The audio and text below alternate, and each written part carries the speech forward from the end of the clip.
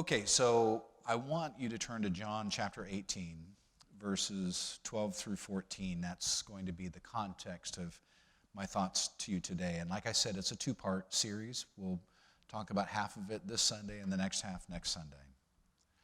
So the soldiers, their commanding officer, and the temple guards arrested Jesus and tied him up. First, they took him to Annas, the father-in-law of Caiaphas, the high priest at that time. Caiaphas was the one who had told other Jewish leaders, quote, "It's better that one man should die for the people." So I have a little story for you. In a small Midwestern town, the owners of a new tavern had started to construct a new building so that they can open up their business. In response, a local Baptist church started a campaign with petitions and prayers to prevent the bar from opening. Work progressed, however, right up until the week before the bar was to open, when lightning struck the bar and burned it to the ground. The church folks were fairly smug after that until the bar owner sued the church on the grounds that the church was ultimately responsible for the destruction of his building, either through direct or indirect actions or means. The church vehemently denied any responsibility or any connection with the building's destruction in the answer that it filed with the court. So as this case made its way to trial, the judge looked over the pleadings and commented, "Now, I don't know how I'm going to decide this case, but as it appears from the paperwork, we have a bar owner that believes in the power of prayer and an entire church congregation that does not." How's that for a lawsuit? And that might be the stuff of urban legend. I really couldn't determine whether that's a true story or not. But if this had been a real lawsuit, it could have very well ended in what's called a mistrial. And a mistrial is defined as follows. It's a courtroom trial that has been terminated prior to its normal conclusion. A mistrial has absolutely no legal effect, is considered invalidatory, and also nugatory. A mistrial may result from a fundamental error so prejudicial to the defendant that it cannot be cured by appropriate instructions to the jury, such as maybe improper remarks made by the prosecution's summation. Furthermore, a mistrial in a criminal prosecution may prevent retrial of the accused under the double jeopardy provision of the Fifth Amendment to our Constitution, which prohibits an individual from being tried twice for the same offense, unless the interests of justice demand it, and also depending upon which party is moving for the mistrial. In Jesus' case, it was nightfall at the time of his arrest, and the crowds that had swarmed Jerusalem earlier that day in celebration of the upcoming Passover had left the streets. In other words, Jesus was a sitting duck, and most everybody expected him to be on the lam, so much so that they came with lanterns and torches and weapons, and they brought along with them a band of soldiers. And a band would typically number somewhere between 600 and 1,000 soldiers. In other words, they came prepared for a fight. But Jesus didn't run. As we know, he actually went out to meet them instead. Peter, of course, got a little crazy, cuts off the right ear of the servant of the high priest, but Jesus, always compassionate, restored the young man's ear and asks the soldiers to let his disciples go. Now, by this time, the Romans were really pretty tired of watching this whole patent place unwind, and so they bind Jesus over for arrest. Now, binding in the Roman way was not just throwing a couple ropes around the accused's wrist and then asking him to follow along. Soldiering school in Rome had a little different protocol for binding someone over for arrest. What they would do is they would twist the arm behind the accused so that his knuckles touched his shoulder blades, while at the same time jamming a heel down onto the prisoner's right instep. Then the other arm was tied with a loose noose around the neck. And just like that, Jesus Christ is now property of the state. The Jewish people, as you know, were ruled by the Roman Empire. And the Romans, in turn, were ruled by a god on earth, Caesar.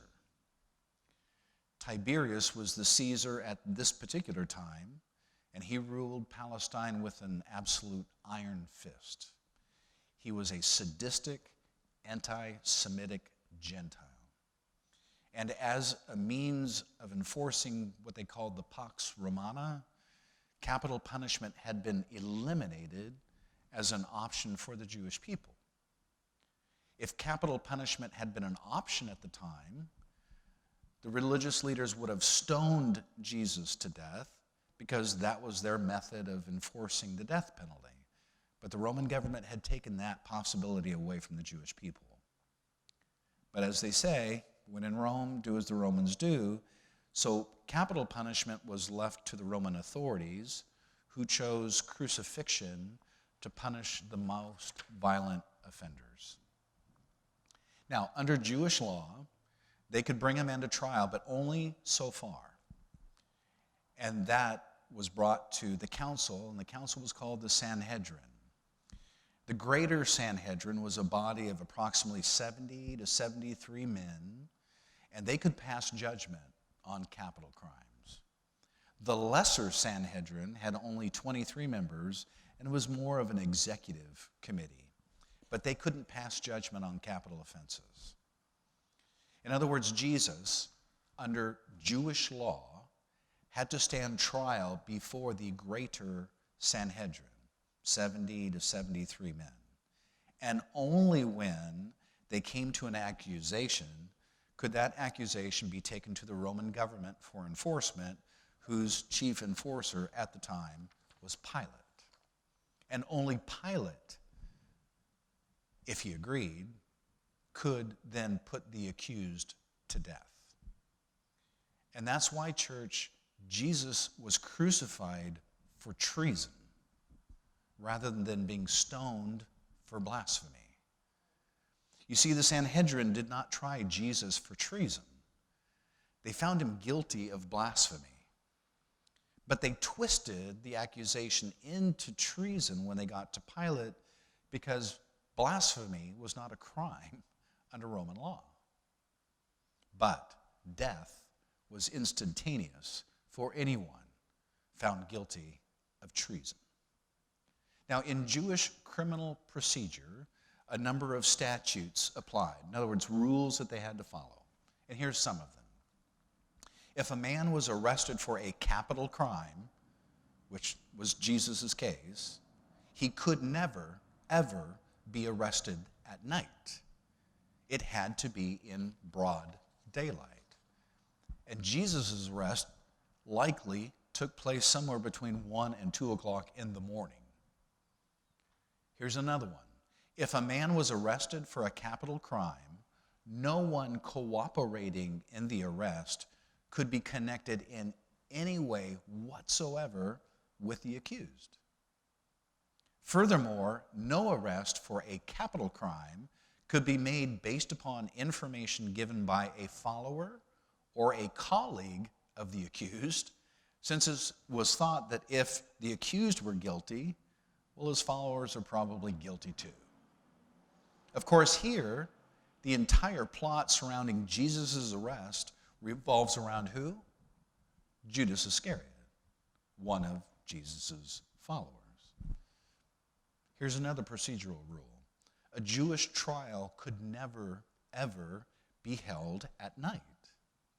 The law stated that it must be held in the daytime. In fact, the Talmud, which is the compendium of the law that the Jews were looking toward, states as follows, quote, "The members of the court may not alertly and intelligently hear the testimony against the accused during the hours of darkness." That's their procedure. That's their law. And if you check the record in this case, Jesus was tried during darkness before both Annas and Caiaphas. Here's another procedural matter. The members of the Jewish court, after hearing the testimony of true witnesses in a capital crime, none of which were ever produced in Jesus' trial, could not immediately act and judge. They were to go home, they were to remain alone and separate from one another for 1 to 2 days for purposes of thinking about the testimony that they had heard. Because this is a situation in which somebody is going to be potentially put to death. So each of these 70 to 73 men were to go to their separate homes. They were not to speak with one another. They were to think about the testimony that they had heard for several days before they reconvened. And only then could they render a vote. But they didn't do that in Jesus' case. In fact, the Jewish court never even left Caiaphas' house. Here's another one. Even the method of voting within the Sanhedrin was very specific. Their vote was supposed to be taken from the youngest member to the oldest member, so that the youngest members of the Sanhedrin wouldn't be intimidated or influenced by the older members' votes. This, of course, never happened. Here's another one. A trial could never be held in front of only one judge, and never without a defense attorney. So all of this was openly, willfully, and just crazily ignored and disobeyed. And even though these Jewish people were a people of the book, like the Talmud, the religious leaders didn't even follow their own rules. In the history of jurisprudence, there has never been a more fallacious series of trials, ever. Now, the first man before whom Jesus stood was a crook, and his name was Annas. And you can find that in John chapter 18, verse 13.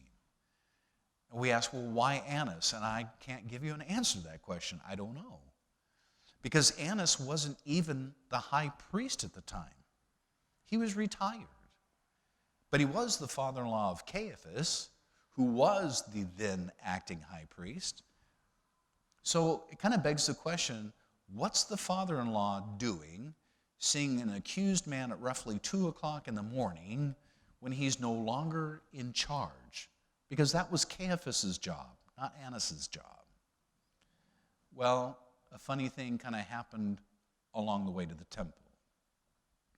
Do you remember that time when Jesus put together some leather thongs and made a whip and went into the temple and drove the money changers out of the temple? You can find that story in Matthew chapter 21, verse 12, and also in Mark chapter 11, verse 15. Do you remember that event? Well, the man in charge of that bazaar was none other than Annas, the high priest at the time. In fact, he'd been the high priest for 17 years. He was kind of like the mafia don, and the mafia was in charge of 2 things in connection with the Passover. The first was the currency exchange, and the second was sacrificial animals to be offered at the temple during Passover, both of which proved to be an extremely lucrative business for the mafia. Because first, you couldn't use your currency at the temple. You had to use the temple currency. So as a result, you would come into town, you'd have to exchange your dollars, let's say, for the temple currency at rates that would make even the Fed blush. They were extraordinarily high. And when it came to sacrificial animals, prices were like Bitcoin these days. I mean, they were ungodly expensive. So a lot of worshipers would simply choose to bring their own animals.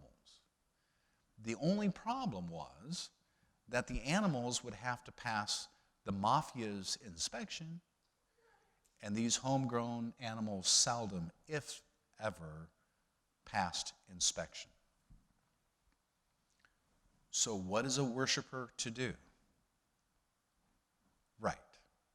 You buy the temple animal at an exorbitant price because your sacrifice is useless, using the temple currency that you exchanged at ridiculous rates. Oh, and the profits from these schemes? You guessed it, right into Annas' pocket. And that's why I think Jesus was upset, because this scheme that had been concocted by Annas and by others connected with the Sanhedrin were keeping ordinary men and women from being able to worship at the temple. So eventually, Annas passed the throne to his son-in-law, Caiaphas, who was nothing more than a puppet of the Roman government. And he was just a pawn in the hand of his father-in-law. And Annas never forgot the time that Jesus drove them out of the temple and he lost all that money. So maybe he thought, one of these days, buddy, I'm going to get you. And at least that's my explanation as to why Jesus was presented first to Annas. And now Annas has his chance. So here's Jesus. His hands are tied behind his back. He's standing in front of Annas. Everything about the trial thus far has been illegal. He has no business standing before someone who is not on the council. There are no witnesses. And as a matter of fact, Jesus wasn't even required to answer the accusations because no Jewish person could be compelled to make his own statement. It's kind of like taking the Fifth Amendment. You don't have to say something that might implicate you. So the accused, in this case Jesus, could have remained silent from the very beginning to the end if he had wanted to, while statements would be made against the accused, upon which the council would then decide upon a verdict. But that's not the way they did it. Now, there are two things that Annas probed. Annas wanted to know about Jesus' disciples, and Annas wanted to know about Jesus' teaching. And you can find that in John chapter 18, verse 19. Jesus didn't answer the first question, likely because he was protecting his boys, the disciples. But regarding his teaching, Jesus said that he had spoken openly in the synagogues and in the temple. Nothing he had ever said was secret. So why, Jesus asks Annas, are you asking me this question? Why don't you ask the people who heard me? They know what I said. Well, Annas apparently took offense at Jesus' remarks, and then Jesus is promptly cuffed by the bailiff. Interestingly, brutality was never allowed in the courtroom either. Under the rules of trial procedure, Jesus knew that it was against the law to solicit the testimony of any person except for witnesses and or collaborators. And besides, under the law, no prisoner had to undergo a preliminary examination. So essentially, Jesus simply reminded Annas of the law and told him to ask those who had heard him teach. And for that, Jesus was assaulted. Suffice it to say that when Annas was finished with Jesus, Annas had no answer. In fact, Annas had been silenced. Annas had been judged, not Jesus. And so they carted him off to Caiaphas. So Caiaphas got together a group of men at about 3:30 in the morning. And you can find that in Mark chapter 14, verse 53. Now remember, this is an illegal trial because it's dark. It's an illegal proceeding because it's a preliminary hearing. It's procedurally illegal because they're in the wrong place. They're in Caiaphas' house. They're not even in the council chambers.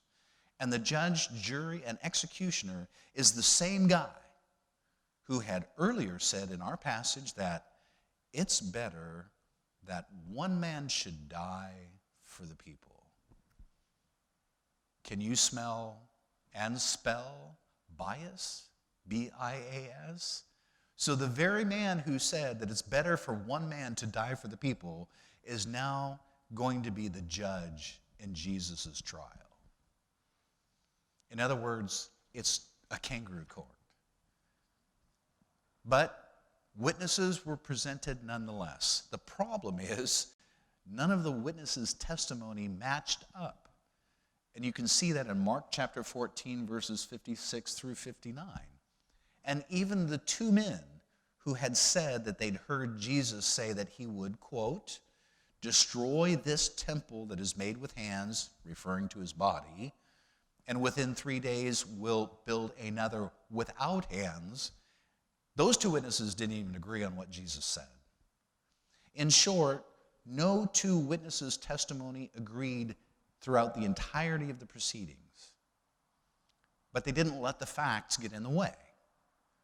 Furthermore, Caiaphas had to get the case to Pilate later that morning because his father-in-law had essentially put a contract out on Jesus saying, I want this matter to be over before Passover. The problem is, Caiaphas has no witnesses. So what's he going to do?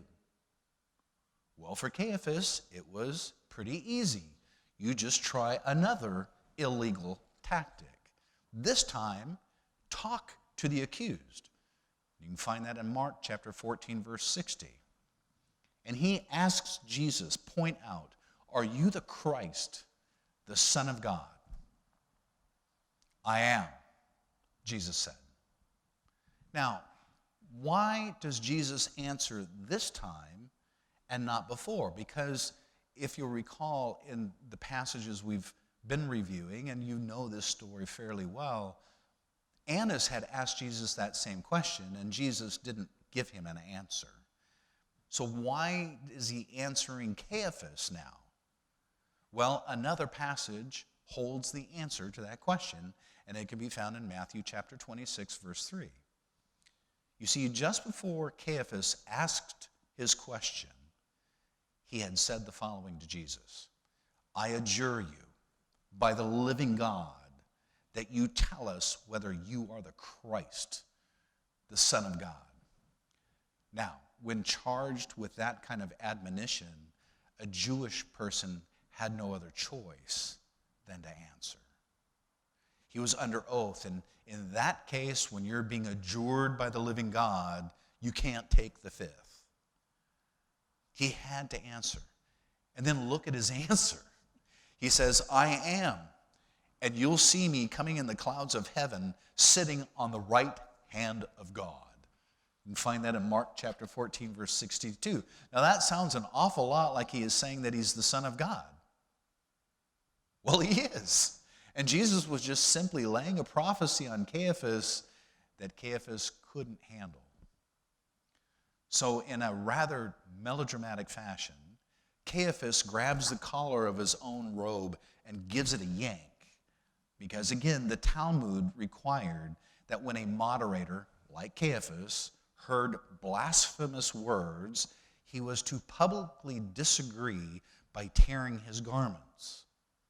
Unfortunately, Levitical law taught that no official was to ever tear his garments. But regardless, the religious leaders were driven by the Talmud. Well, at least the parts that they liked. The other parts they just kind of left out, forgot, or just completely ignored. It's like, go figure. To give even more dramatic effect, Caiaphas then says, why do we need other witnesses? That's Mark chapter 14, verse 63. Well, that's kind of a nice out for him, isn't it? Who needs witnesses when you don't have any? And by the way, it wasn't allowed for the moderator to make that decision. The entire council had to make that decision. He didn't say, let's take a vote in the order prescribed by the law. No. Instead, he just says, what's your verdict? And they all condemned him. Then, to round out these very austere proceedings, they spit on Jesus, they cover his face, and they beat him with their fists, and then they mock him. By the time these first two trials are over, Jesus is bleeding, he's bruised, and there is still no official verdict. That's because everything that had transpired so far had occurred during darkness. As a result, nothing could be officially recognized by the Roman authorities until Jesus had had his audience before the Sanhedrin. So at about 6 o'clock in the morning, you can find that in Luke chapter 22, verse 66, and Mark chapter 15, verse 1, the Sanhedrin meets. Now, the Sanhedrin is like the Supreme Court of the Jewish people. What they discovered and what they declared became law. There was no such thing as going to a higher court beyond the Sanhedrin. The buck stopped at the Sanhedrin. It would be akin to our Supreme Court. Therefore, when the Sanhedrin met and passed judgment, it was like the law of the Medes and Persians back in the book of Ruth, if you recall that. The law of the Medes and Persians said whenever the king said something, it was done, and it couldn't be reversed. So they asked Jesus if he was the Christ. In response, Jesus said that if he told them, they wouldn't believe him anyway. But they persisted. Are you the Son of God? And Jesus said to them, you say that I am. And at that, the Sanhedrin becomes unhinged and says, why do we need any other witnesses? I mean, does that sound familiar? That's because the witnesses would just get in the way of the results that the Sanhedrin had sought. In other words, it was a results-oriented decision. It wasn't a verdict based on facts. It wasn't a verdict based on evidence. It was a verdict based upon what they wanted to achieve, an outcome. And this third trial now in front of the Sanhedrin was the shortest of all the trials. Jesus, in their mind, was already guilty. And besides Nicodemus, who sat on the Sanhedrin, who was also a follower of Christ, although covertly, and he probably clammed up and maybe didn't vote, they voted unanimously to take him to Pilate. Now, the charge that they are taking to Pilate is what they found guilty of in terms of Jesus' charging documents, and that was he was guilty of blasphemy. But there's just one problem with that charge. It wouldn't stand up in a Roman court because they did not have a statute related to blasphemy because they didn't believe in God. They believed in Caesar instead. So I've kept you here plenty. It's kind of a longer lesson. I'm going to finish it up next Sunday with part 2 about Jesus' trial in front of Pilate. But as we start approaching the Easter season, I wanted you to think about our Messiah, about the fact that Jesus, I appreciated what Alvin said during the Lord's Supper. Jesus could have peeled himself off of that cross if he wanted to, but he didn't, because he knew that that was the only way that our sins could be atoned for. But when you take a look at the trial leading up to the death of Jesus Christ, it's a kangaroo court. And Jesus, in his own way, was trying to point this out, but to no avail because they had a results-oriented decision. They wanted to see Jesus dead. So forget the rules, forget the procedure, forget the witnesses, forget the darkness, forget all of that, and let's just have a kangaroo court with a predictable outcome, and then let's just terminate the life of Jesus Christ. The what? A lynch mob. You're right, Dee. Definitely. I mean, they came out to get Jesus almost like with pitchforks and torches, right? They came out with torches, they came out with weapons, and it was a group of people that had also brought a band of Roman soldiers, which numbered between 600 to 1,000 people. So can you imagine maybe a group of 1,250 people going out to get Jesus, and Jesus says, hey. They didn't even know what he looked like. That's why Judas had to give him a kiss, because the Roman soldiers didn't know Jesus. How are they going to arrest somebody that they don't even know? Jesus said, I'll take care of that. I'll just give him a kiss and then you'll know. And then they asked him, are you the Christ? And he said, I am. And all the Roman soldiers fell over like tea kettles.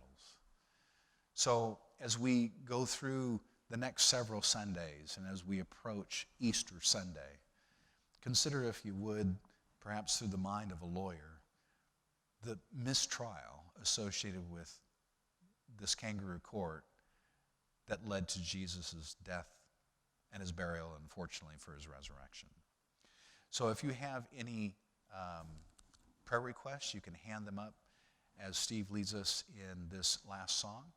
And so with that, let's stand and let's sing.